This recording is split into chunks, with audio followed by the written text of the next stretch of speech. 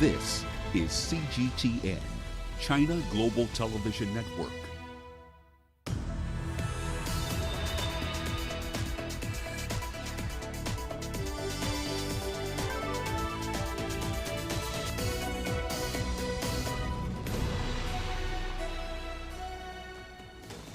Hello there and welcome to Global Business Africa. We'll be giving you insight into Africa's business and financial markets. I'm Uche Okoronkwo, coming to you from Kenya's capital, Nairobi. Let's start with a look at the markets. Now, emerging market stocks are heading towards a correction from highs hit in February. Analysts are saying that after another 0.2% fall today, MSCI's emerging market stock index is down almost 10% this month. U.S. rates volatility remains the central focus for investors right now, and emerging market assets continue to face headwinds as a result. Meanwhile, South Africa's JSE All-Share continues to benefit from a recent surge in commodity prices. We saw the resources index more than double from the March 2020 low. It remained pretty stable today. Meanwhile, the gold mining stock index was up almost 6% on the day. Now, also coming up on today's show. South Africa's economy contracts 7% in 2020. Kenya risks a trade standoff with East African neighbors after banning maize exports. And would you pay $360 for a pizza? We'll tell you where you can find it.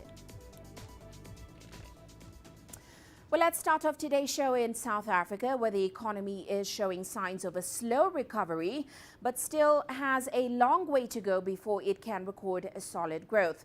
Now, fourth quarter GDP data released today reveals that the economy grew at an annualized rate of 6.3% in the last 3 months of 2020, but growth for the full year declined 7%. Here's Sumitra Naidu with the details. South Africa, like most countries across the globe, suffered a massive blow to economic growth in 2020, but the country was already in a recession when COVID hit. The truth of the matter is South Africa has been in a declining phase for over the last decade or so. So while we sort of see this positive, uptick in growth, at the end of the day, it's sort of resetting what was previous losses in the years to come, years before. So if you look at it in sort of that aspect, it's important to sort of keep looking ahead and get the right sort of structural transformations in place so we can actually look more towards a positive trajectory rather than just sort of recouping previous losses. Annualized GDP rose 6.3% in the fourth quarter of 2020. 8 of the main sectors of the economy recorded growth. Manufacturing recorded a 21.1% gain, the largest contributor to GDP. Some economists agree this is an improved performance, but it's coming off a low base. In 2019, the economy only grew by 0.9%. The previous year, you see considerably 1.5, 1.7 projections versus expectations. So you're finding that South Africa has really had a lackluster growth over the last few years, and this is not simply a COVID issue. And I think just to stress that the positive growth that we have had even before COVID wasn't sufficient in terms of quantum and in terms of rate of growth. Finance declined slightly while mining slumped 1.4%. Household expenditure increased by 7.5% as consumers started spending again. The average South African consumer is under severe pressure at the moment. So there's always this uncertainty that do we still have that previous sort of spending power that I'm going to forecast? Just to bear in mind that we're at a record level high unemployment figures at the moment and that the economy has still not fully recovered. So whilst we do see this rebound in expenditure, it will sort of be muted throughout 2021, given that the general pressure that households are under at the moment, and considering the fact that we are not out of the woods yet. The gains that we're seeing in these GDP numbers are largely as a result of economic activity resuming following the hard lockdown. South Africa still faces the massive challenges it had before COVID. Economists believe that only once these issues are dealt with will we see any real growth in South Africa. We are sitting at the worst annual fall of GDP since 1946. There's nothing to celebrate. What we can hope for is that this will show our policymakers and our economic cluster that we need an alternative. And I think that the data is telling us this. Regardless of ideological framework, quite clearly the development growth path that we're on is unsustainable. I think it's an opportunity for us to accept that whatever we have tried to do hasn't worked. And I think it's time for us to go back to the drawing board. Sumitra Naidu, CGTN, Johannesburg, South Africa. Well, let's now take apart that data with Angelo Coppola. He joins us now in Johannesburg. Always good to see you, Angelo. Now, of course, it's a pretty dire situation. Stats South Africa says the economy contracted the most in over 7 decades in 2020. Bloomberg says it's the most in 100 years. But of course, fourth quarter numbers did come in stronger than expected. Give us a sense of what these numbers reveal about the momentum of South Africa's economic recovery. Well, Uche, it depends who you talk to. There is a view among certain economists that there's a bit of cautious optimism. The fact is that most economists don't see South Africa returning to that COVID level economic growth rate before 2022. One union federation, in fact, suggests that South Africa is, in fact, in a depression, which they describe as an economy's decline by at least 10% in a 12-month period. And they say that's because Stats SA ignores women's unpaid work and the depletion in natural resources like the wealth that we have in the country underground, along with pollution and, of course, capital depreciation. So the momentum is there. It's the sustainability that's become an issue, and that's going to become more apparent after the data is released for the first quarter of 2021, when we still had that lockdown. So anything after February will give us a sense of how well we're actually going to do in 2021 and 2022. Well, South Africa does have some things going for it. We know the vaccination program just kicked off this February. Also looking at the data, sectors such as manufacturing are rebounding. So give us a sense, what are the greatest risks to a recovery right now? For example, could we see the reimposition of tighter restrictions going forward from the government? Well, look, all the briefings that we've been sitting in over the last couple of weeks all suggest that there could be a third wave, and that could be really damaging. They're expecting, the authorities are expecting that to happen in and around the start of our winter season, and that could be really bad for us. The problem is that our current vaccination rates are falling behind the projections that government had announced a couple of weeks ago. At the moment, only a little over 105,000 healthcare workers have been vaccinated, and phase 2 and phase 3 can only commence once that group is completely done, and there's around 1,200,000 people there. So we still don't know when, in fact, exactly the vaccine rollout will commence, because we understand that there's still some negotiations that are underway with some manufacturers. So delivery dates are still being penciled in. Nothing's been written in proper, consistent ink at the moment. The tourism sector is, of course, one that many believe can kickstart or reignite the country's economy. But with the country being blacklisted by so many other countries, it's unclear when those international flights will resume. And that's another reason that the vaccine rollout program must be speeded up. No vaccine, no tourists. Well, how do analysts expect the South African Reserve Bank to react to these numbers at its next monetary policy meeting, given, of course, that it had already signaled 2 rate hikes this year, starting from the second quarter? Do these numbers change that? Well, look, many economists are only penciling in 1 rate hike of 25 basis points, and that's towards the end of the year. In fact, in the last quarter, if people want to get a bit conservative about it. And that's going to only happen if the SARB is happy, because it looks forward and it's only looking at the inflation rate and how to manage that. And that's when they make any decisions on rate hikes or rate drops. So we've got to see what happens there. At the moment, it's in the lower part of the range, around 4%, and not expected to move up anytime soon. So 1 hike in the last quarter and another 2 hikes in 2022, or another 50 basis points or so. Well, that's the consensus. That could all change, of course, if the local vaccination program comes on stream faster and the global pandemic is controlled by a vaccine that's being introduced everywhere else around the world. Those borders will open, of course, people will begin moving freely, and the economy will reignite. Inflation will then, of course, increase, and that will be followed by rate hikes. So let's hope for a bit of inflation so we can see some rate hikes this year. All right. Well, we'll certainly be watching. Many thanks, as always, Angelo, for your insights. That, of course, is Angelo Coppola joining us there in Johannesburg. Well, let's head now to East Africa. Kenya has banned the importation of maize from Uganda and Tanzania on grounds that it is infected with aflatoxins. Now, the Agriculture and Food Authority says that surveillance and tests which were done on maize from the 2 nations showed that most of it was infected.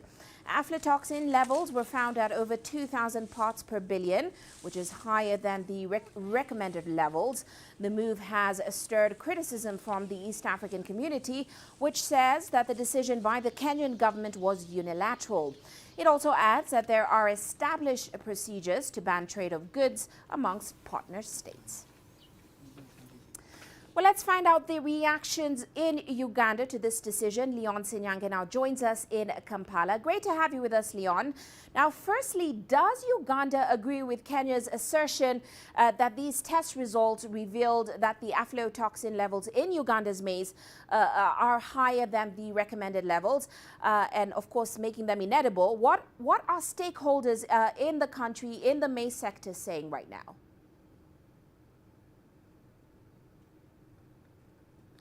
Well, certainly for Uganda, there's a total disagreement with that has come through from Kenya on the levels of infection in the maize or grain that is coming from Uganda. Suddenly, Uganda has tried to pull all stops in ensuring that this kind of things actually ever happen again.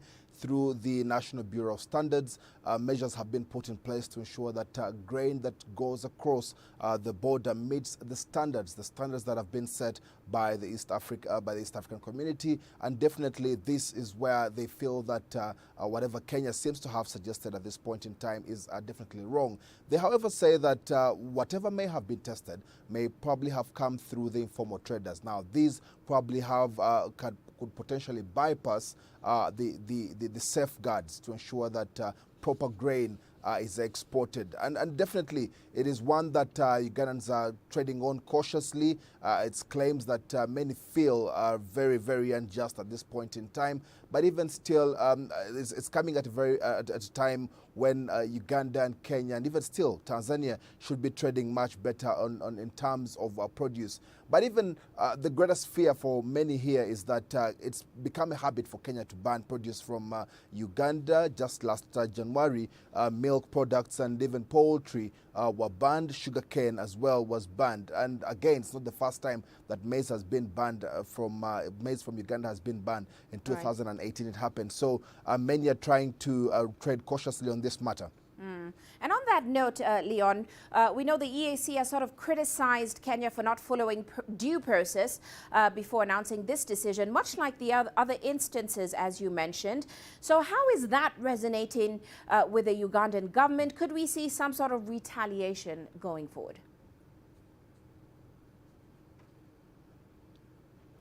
Well, of course, several of the authorities in Uganda say that Kenya didn't follow due process in trying to make that pronouncement.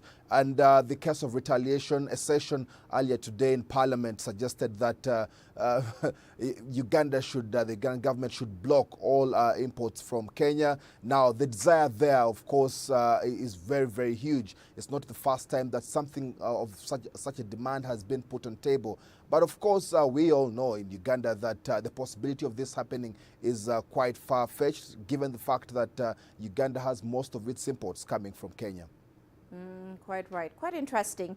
But of course, analysts are now predicting that there will be some devastating price slumps in maize due to this decision. What will be the impact of this decision on exporters, traders, and of course, farmers in Uganda?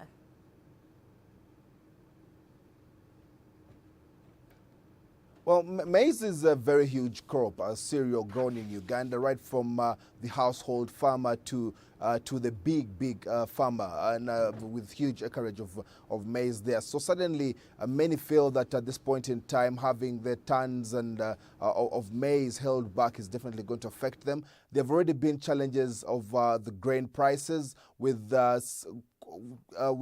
grain, of course, going for as little as 400 shillings a kilo sometimes. And when it ever improves, it actually goes to about 1,200. So this discrepancy therein, of course, affects how well traders are able to sell their grain. But with the situation now, we're definitely going to look for a very long time before any grain can actually cross over to the borders, and very certain farmers and exporters are going to have a lot more grain in their stores. Quite tough. Well, thank you so much, Leon, for that update. That, of course, is Leon Sinyange. He's joining us there in Kampala. Well, let's now get a look at the wider impact that this decision could have on trade in the East African region. We're joined by Ken Gishinga. He's a chief economist at Mentoria Economics. Great to have you with us today, Ken. Now, of course, Kenya is a member and current chair of the East Africa community, which pretty much means that it is bound by EAC trade protocols. As we mentioned, officials are saying that even though Kenya's findings may be true, it did not follow the protocol and certainly acted unilaterally. So what are the implications of all this? Many thanks, Uche. Indeed, this is a very strange time happening between the three East African countries of Kenya, Tanzania, and Uganda. Obviously, what Tanzania has said is that it has not received official communication, and that should be the channel that Kenya should be pursuing by raising what is called a non-compliance notice. Kenya, on the other hand, obviously argues that the samples that have been received have mycotoxins that are way above the recommended levels and has to be stopped immediately. So this is a situation where both countries are right, but really when you look at the matter a bit more closely, it's a bit very, very strange in the sense that if you look at the letter that was issued by the Agricultural Authority, it went to a commissioner at the Kenya Revenue Authority. Normally, such a humongous decision would go to the Director General, and Kenya would issue a direct communication to Tanzania. So in a sense, it seems to be more at play. Some people are also reading a bit of politics in the current situation. So there'll be plenty that will be transpiring in the next few days. Well, let's talk about that. If you heard our previous guest, he said people are not quite happy in Uganda with what has happened. Do you agree with the take that Kenya's move will likely inflame tensions between Kenya and, of course, its neighbors, and factoring in the fact that its relationship with Tanzania has been already quite tense? Well, it certainly won't help the relationship with Tanzania, which has been strained for a number of years. But I think the new direction we'll expect is, yes, Kenya is a chair of the EAC, and it will try to push for common market policies. But there will be times where there'll be moments of contradictions, where Kenya will try to pursue its own interests. So I guess this is sort of like the new norm that we should expect in the sense that Kenya will try and sort of boost that East Africa trade, but also there'll be moments where Kenya will have internal issues and will try to prioritize those internal issues. And right now, one of the big issues is with the local maize farmers in Kenya who have been complaining that they are being flooded by cheap imports. And on that note, give us a sense what implications this decision will have on its maize industry. Tell us more, given, of course, that there are fears that this will cause prices to go up in the market going forward. Well, when you look at prices, you have to look at it from two perspectives. Yes, you might see consumer prices, the retail prices going up, but I suspect what the Kenyan government is really concerned about is with the farmer production prices. Only 2 weeks ago, farmers were up in protest saying that the price of the 90-kilogram bag had gone down from 2,700 to 2,500, and they were up in protest for that, and very nasty things were said. Obviously, the government does need the support of farmers. Obviously, farmers come from the vote-rich North Rift area where the government needs a lot of support, particularly now during the BBI initiative. So definitely the government, I think, had to play into farmers' interests. And I think this has been one of those temporary political issues that possibly will disappear very quickly. We'll certainly be watching. As always, great to have your insights on the show, Ken. That is Ken Gishinga. He's a chief economist at Mentoria Economics. Well, let's turn our attention to the International Monetary Fund. It has approved the first review of Sudan's staff monitored program. However, they are calling for reforms of the customs exchange rate and transparency over state-owned enterprises. The monetary institution notes that the country's economic situation remains extremely fragile due to a rise in inflation and shortages of basic goods. The IMF also called for the timely adoption of a central bank act and the establishment of an independent anti-corruption commission.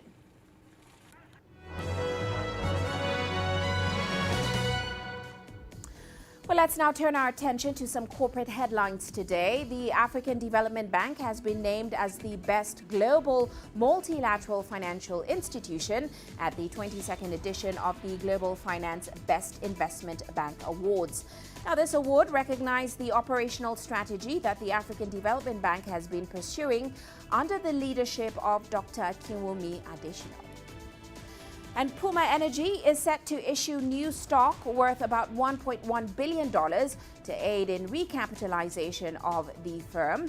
The move will in turn make its top shareholder, Trafigura, an even bigger owner, while Angola will decrease its stake in the firm.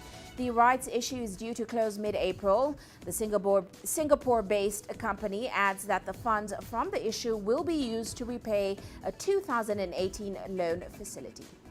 Meanwhile, UK's Greensill Capital has filed for administration amid defaulting repayment of a $140 million loan to Credit Suisse and its key customer, GFG Alliance. The firm's crisis comes after its main insurer refused to renew a $4.6 billion contract, and Credit Suisse froze $10 billion linked to the firm, depriving it of an important source of funding.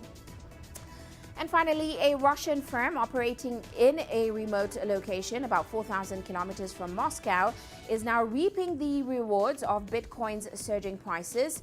BitRiver plans to double its power output this year, with the price of Bitcoin rising almost 300%. The company could already be responsible for as much as 2% of global Bitcoin mining. And that's a look at our corporate headlines.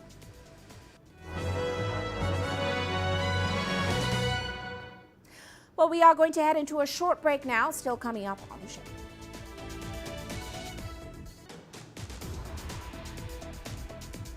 The World Health Organization cautions against vaccine passports for international travel. And Tunisia readies to launch its first satellite later this month. There's more to this place than just glorious landscapes. There's more to it than just, say, Table Mountain or glorious, endless salt flats. There's more to it than countries that are home to some of the deepest mines in the world.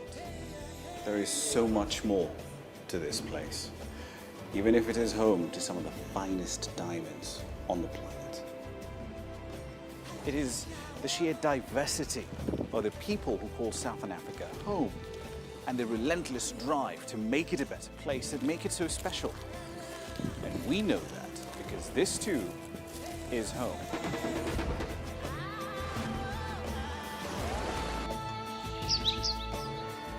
No one knows Southern Africa like we do.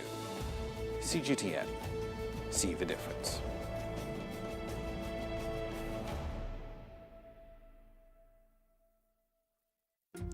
Africa is the nexus of enterprise, and global business will tell you why it matters. From the mega investment projects to multi-billion-dollar mergers and acquisitions. Africa today collects, just in terms of revenues from taxes alone, $545 billion a year. If you take 10% of that and you devote it to the energy sector, problem solved.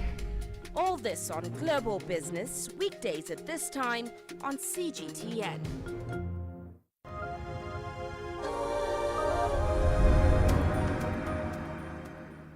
Welcome back. Now, the World Health Organization has cautioned against vaccine passports for international travel during the COVID-19 pandemic.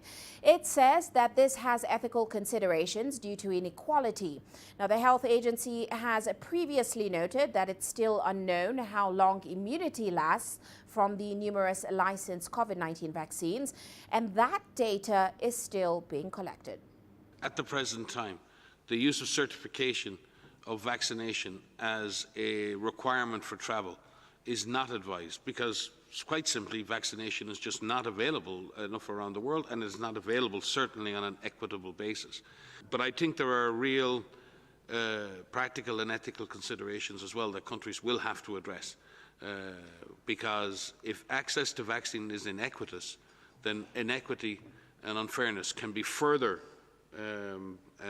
branded into the system if we continue to make decisions on what people can and can't do, where they can and can't go, on the basis of being vaccinated, when being vaccinated itself is not something that everyone has equal access to. Now, at the same time, Israel's El Al Airlines has launched a pilot program at its Tel Aviv airport aimed at testing unvaccinated passengers before allowing them to board a non-stop flight to New York. About 112 of the 280 passengers on Flight 003 were required to undergo a nose swab that detects protein fragments specific to the coronavirus. All 112 passengers passed the test. Now, El Al Chief Executive Avigal Sorek says the move is part of a three-layered protection approach. He adds that the El Al would likely carry out similar swabbing in New York to determine whether to add the process to other flights. What we are doing here is we are making sure that before guys go into the flight and into the plane, they are already being checked one more time, or they have vaccination and PSR. So we are doing that as part of the process of the check-in or the boarding. Hi, I'm coming from Miami, Florida. I want to tell you I'm amazed by the efficiency, the order, the speed in which they get you in and out. You do the test, you're out in 2 minutes. Unbelievable, unbelievable. Israel is the place to be. So they told me I need to wait 15 minutes, and after 15 minutes I'm going to get a text message saying I need to approach someone there, and they tell me positive, negative, hopefully negative, probably negative. Well, let's move on to Tunisia now. The country is readying for the launch of its first satellite on March 20th to coincide with its 65th Independence Day celebrations. Now, the satellite, called Challenge 1, will be launched from a base in Kazakhstan and will play a vital role in improving the provision of data from the Earth, including climate information. From Tunis, here's Adnan Shaushi with the details. It's all hands on deck at Tunisia's aerospace and telecommunications company Telnet that is developing the country's first satellite, known as Challenge 1. Telnet entered an agreement with a Russian operator for the launch that is set to be a precursor for a constellation of 30 satellites to be launched in the next 2 years. Ahead of the launch, Tunisian President Kais Saied praised the company's young engineers for executing the landmark project. These young people are a source of pride for Tunisia and its true wealth. Well done. I wish you success, determination and self-confidence. The satellite is scheduled to be launched by Globcosmos Launch Services on board Soyuz 2 from Baikonur, Cosmodrome in Kazakhstan. Its launch will mark a turning point for Telnet's group CEO Mohamed Frikha. The entrepreneur has invested millions of dollars in research and development in the company, which he founded in 1994, and trained and also hired hundreds of engineers. We have been honored by the visit of our president this week in Telnet Techno Center. The president encouraged the young people to work in the new technology to make Tunisia as a lead in the technology in Africa and in the Arab world. Telnet Group delivered the satellite to the Russian company JK Launch Services.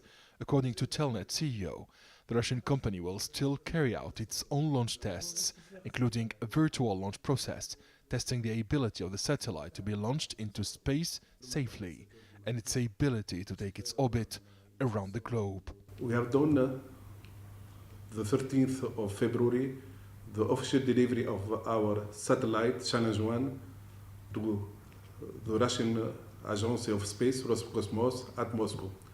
And now we are preparing the launch of this satellite by Soyuz 2 from Baikonur, and this will be on the 20th of March the celebration of the 65th anniversary of Tunisian independence. It's an historic date for us. A few months ago, Telnet Group unveiled its first Tunisian drone to be used in agriculture and other domains. The drone could monitor crops and livestock, as well as ensure rescue operations during floods. The drone was designed to meet the needs of the Tunisian and African markets.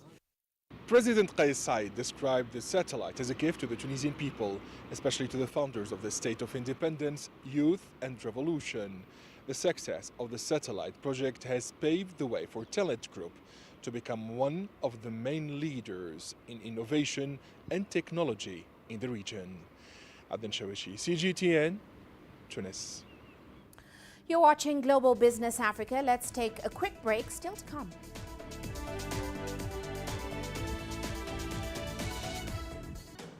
China bets on innovation to drive growth. We'll be looking at some developments and why the country must work to keep blue-collar jobs attractive to young people.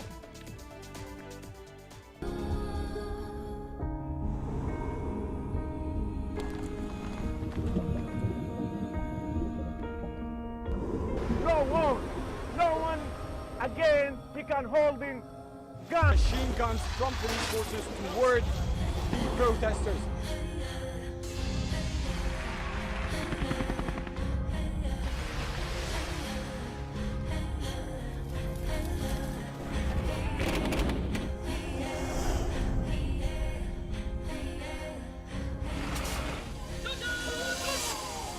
Were you worried about your life at that particular time?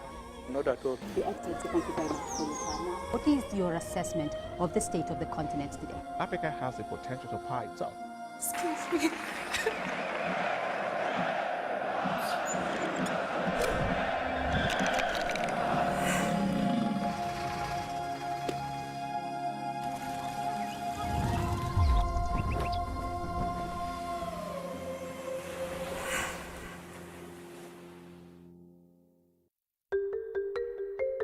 How will your world change today? What happens here? What happens there? Or what you make happen for yourself? If it matters to you, it matters to us too. Your stories are these stories that need to be told. Africa Live. Find your voice.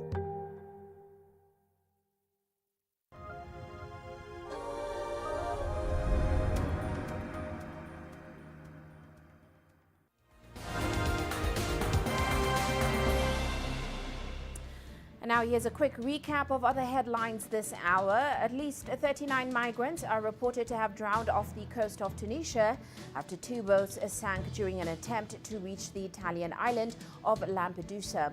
Now 165 others were rescued by the Coast Guard. Search and rescue efforts are still ongoing.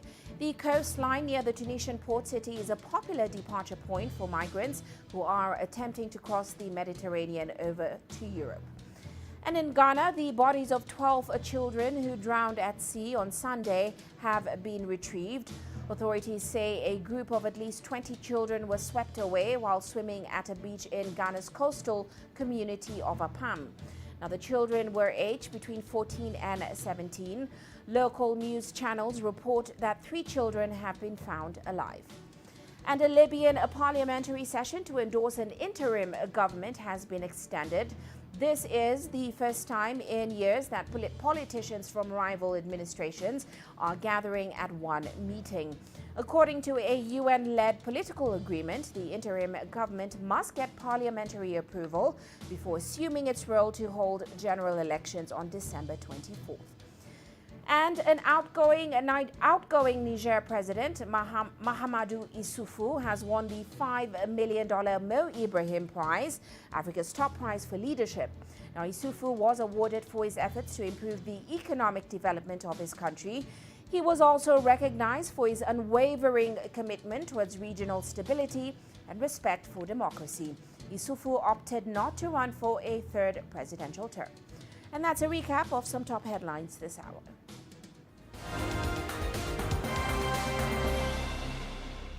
And to some international news now. China's planners have highlighted the need for an innovation-led growth in the next five-year plan. Well, let's turn to what's been achieved so far and what might be in store for the future. Innovation will stay at the heart of China's modernization drive, and self-reliance and homegrown improvements in science and technology will be the buzzwords. That was the message from Chinese Premier Li Keqiang as he addressed the legislature last Friday. Much has already been achieved in the last five-year plan ending in 2020, according to Science and Technology Minister Wang Zhigang. Looking back on the 13th five-year plan, China's basic innovation capability has made great achievements. Investment in science and technology from the central government will increase by 70%. The amount that China invested in research and development has nearly doubled over the 5 years, from 1.42 trillion yuan in 2015 to 2.4 trillion in 2020. And according to the World Intellectual Property Organization, China's Global Innovation Index ranking jumped from 29th in 2015 to 14th in 2020. And Science Minister Wang Zhigang says more measures to boost the basic science research and original innovation capabilities are in the pipeline.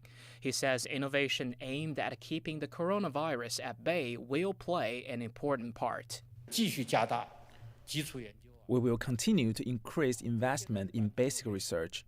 The proportion of the basic research in the total R&D investment in the next five-year plan is expected to reach 8%. China's top legislature is also planning to revise the law on scientific and technological progress to help stimulate further strides ahead.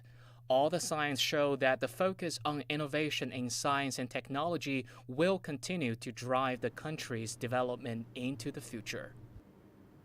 Meanwhile, companies across China are upgrading their production lines to be more intelligent and efficient. While CGTN's Wei Ling Tang checks out how one company is doing just that with its smart TVs.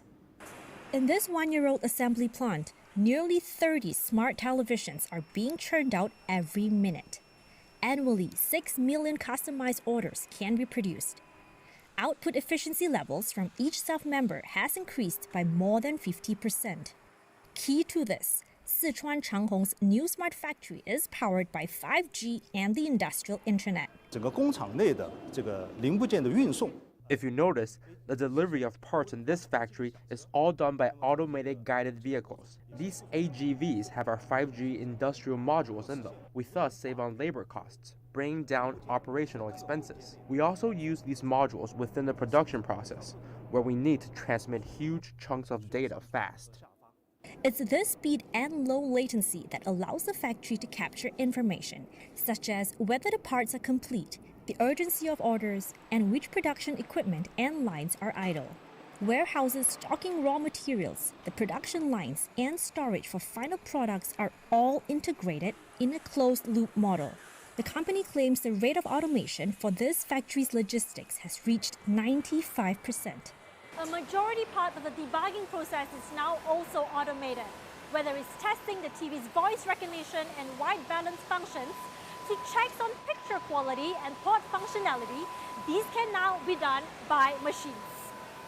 Sichuan Changhong has over 6 years of industrial manufacturing experience under its belt.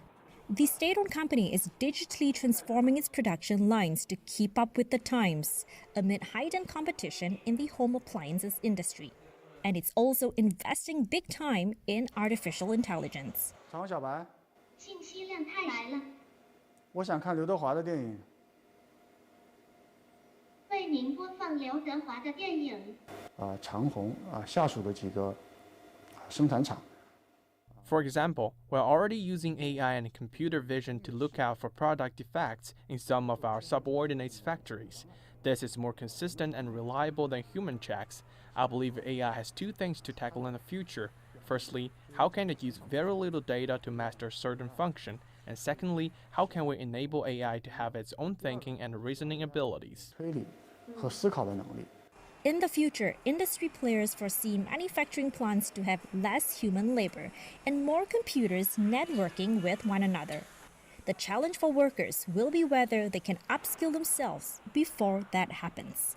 Wei Lin Tang, CGTN, Mianyang City in Sichuan Province.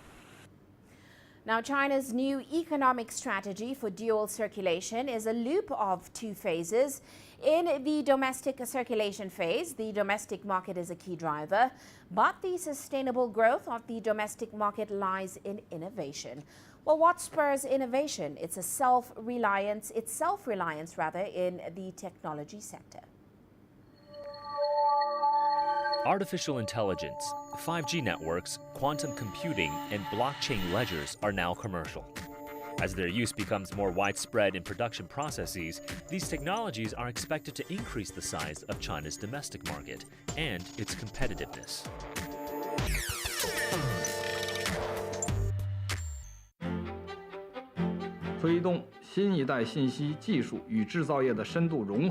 The digitalization of manufacturing industries will continue, and new intelligent products will be cultivated so as to promote development in a shared economy. This can ensure digital industrial structures with international competitiveness. Technological innovations are crucial if China is to become less prone to the whims of market monopoly or geopolitical tensions. The innovative design of Guangzhou Automobile's assembly workshop has enhanced the company's productivity and thus improved its market competitiveness. The final assembly workshop is one of our ingenious designs. The L-shaped workshop saves space and is good for the increasing of automation rate. Our cars are assembled fully automatically, including the installation of car window and run-flat tires. These are all applications of advanced technologies. Mastery of existing scientific knowledge and building on engineering and scientific research emerge as the two important ingredients necessary for industrial development. The creation of high-tech products homegrown from the ground up is expected to boost not just the quantity, but the quality of domestic consumption. Innovation is also a driving force in other advanced disciplines, which the country hopes to reap benefits from in the future. The Institute of Deep Sea Science and Engineering is dedicated to developing ocean resources. Other industries are harnessing the Institute's technologies for commercial use. Our research products are first used in scientific research and then transformed into a commodity. This is a standard practice radiated by general research institutes. The core technology is provided. Enterprises will carry out the subsequent commercialization. Domestic circulation is not confined to China. Technology exchange will continue to be the basis for innovations in China's domestic market. China's Deep Sea Institute has both contributed to and benefited from global cooperation. Scientists from all over the world need to work together. We hope to launch a global deep sea research project focusing on ecological, geological processes and physical ocean processes. At the same time, it also drives the development of this ultra-deep water technology. China's innovations are also at the policy-making level. E-commerce has played a significant role in China's poverty reduction and rural revitalization efforts. Statistics show that 98% of poverty-stricken villages in China had installed online optical fiber cables. Nearly 97% of townships had set up logistics service outlets, and e-commerce service centers are part of China's countryside. Villages have boosted their income of their farm or cultural products thanks to live streaming, which allows them to promote and sell to the rest of the country and even the world. It's proof of technology helping China achieve its goal of poverty eradication in 2020, 10 years ahead of the timeline set by the United Nations, while stimulating domestic consumption. China is basically building a e-commerce infrastructure. Now this huge infrastructure network is reaching every little corner of the country, and that provides a immensely important facility for poverty alleviation. Many small villages, remote villages, are now able to sell not just to the entire country, but entire world actually. To ensure the strength of domestic circulation, China is exerting efforts in independent innovation and technological breakthroughs. Now, in the early decades of the People's Republic of China, the Northeast was the center of Chinese industry and a forerunner in innovation. But the region has seen a decline in the number of people who are willing to work in factories. Well, CGTN Sun Tianyuan spoke to a deputy to the China's National People's Congress, who is also a factory owner in Dandong, Liaoning province. And he talked about what he's proposing at the 2 sessions to get people back to those factories. Northeast China is seeking new blood to reinvigorate its engines of production. Yet factory owners there are sensing a noticeable decline in interest among young people to work production lines. Yang Bing, a deputy of the National People's Congress from Liaoning, is also general manager of the Liaoning 518 internal combustion engine fitting company. He attributes one of the reasons behind the employment challenge to increasingly undervalued recognition of blue-collar jobs. Industry is the basis of a strong nation, yet many college graduates are not willing to find employment in such fields. They think factory jobs are low quality. The jobs aren't decent and don't match their skills. Many new graduates usually avoid going into industrial enterprises.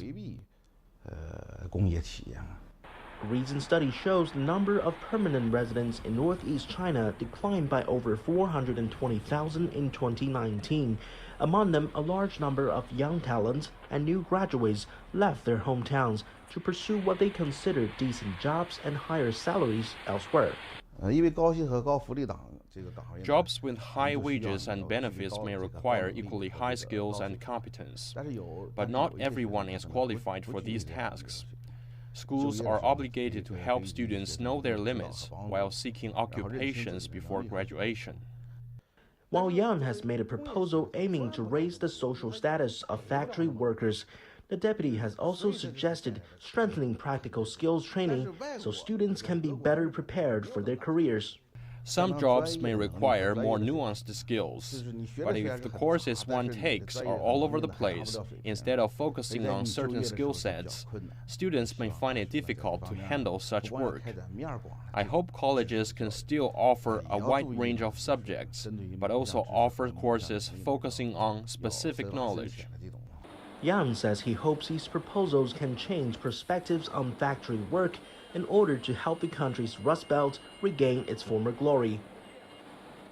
Sun Tianyuan, CGTN, Dandong, Liaoning Province. Well, let's turn our attention to Amazon now. The company has opened its first till-less shop outside the U.S. Campaigners have raised privacy concerns about the store, which uses hundreds of cameras and in-depth sensors. But others say it is a landmark moment for the grocery sector. Here's Juliet Mann reporting. Grab what you want and walk out. Yes, really. No checkouts, no queues. I think it's quite seamless. It's a very efficient way of doing groceries, especially during COVID. It was strange, you know, not scanning anything, but it was good. It was fine, yes. Pity it wasn't bigger. If this is the future of grocery shopping, it might take some getting used to. This feels a bit strange, just putting the shopping straight into my bag. Perhaps this is what a thief feels like. Already trialled in the US, this is the first convenience grocery store to offer Just Walk Out tech in the UK. Most of the technology is in the ceiling, so you can have a look. There are cameras and there are sensors all around here. It's very much like what they use in driverless cars, so motion sensors. So if I take something off the shelf, it knows if I put it back and only charges me if it's actually in my bag. It is completely cashless. All you need is the app, which charges your Amazon account and bills you later. Supermarkets have been enjoying strong sales during the pandemic, but it's online grocery sales that have been grabbing a larger slice of market share. So this move to bricks and mortar by Amazon, the world's largest online retailer, is interesting. Is it about saving the high street and supporting local producers by cutting out delivery costs? Or is this a shop window to showcase and sell the technology wholesale? That's arguably the Ocado business model. Created 20 years ago with the ambitious goal of revolutionising the online grocery market, Ocado now sees itself as a tech company rather than a retailer. It's done big international deals for its smart software, with retailers ranging from Marks and Spencer's in the UK to US supermarket chain Kroger. Amazon is a technology company. Just look at the share price. The multiples in terms of their revenue and profits reflects that they are a technology company. It does not reflect that they are a retail company. So there is definitely something about a tech play here. But I think also Amazon is a very customer-centric company. And there is something also here about connecting with customers, about capturing more data about customers, and about understanding that customer journey more. It's not quite the total surveillance shopping experience. There's no facial recognition, not yet. But it highlights how businesses can use consumer data and track what we buy. This space might be smaller than a typical supermarket, but the disruption potential is big. Juliet Mann, CGTN, London. And shifting focus now, here's a quick look at commodity markets today. Copper prices were down again. Traders say they are reacting to modest economic growth targets from China and indications that China could pull back on credit expansion. However, they still remain positive on the metal's long-term fundamentals. Meanwhile, gold prices edging higher today as a pullback in U.S. Treasury yields added some shine to gold after it hit a 9-month low in the previous session. Oil prices continue to inch towards $69 a barrel as investors focus on prospects for tighter supply. That, of course, is due to extended output cuts by OPEC and its allies and amid growing hopes of a recovery in demand. Well, let's head to Nigeria now. The country is aiming to cash in on a boom on onions, and that's after it resumed exports to West African nations following prolonged border closures. The resumption of trade will fasten efforts to close the supply gap of about 1.1 metric tons and generate more exports to countries such as Niger, Ghana, Burkina Faso, and Cote d'Ivoire, who depend on Nigeria for the supply of onions. Here's CGTN's Kelechi Mekalam with the details. Benjamin Bilyaminu owns this 5-hectare onion farm in Nigeria's northeastern state of Bauchi. Fresh and out of school in 2015, Benjamin was looking to explore opportunities in agriculture and started on a 1-hectare farmland. He has since expanded, offering jobs to many youths and raking in an annual income of nearly $15,000. And I started the onion farm very just simple as a, coming up youth with a mind to go into agriculture. I just ventured into it with a very small start. In the year 2015, after I plant the onions, and it gave me very good results. So after the result, I've seen that yes, onions is something that I can fully go into. Onion is our new oil in Nigeria. We employ even the graduate to our farms, and people from different parts of the nation call us to supply them with these onions.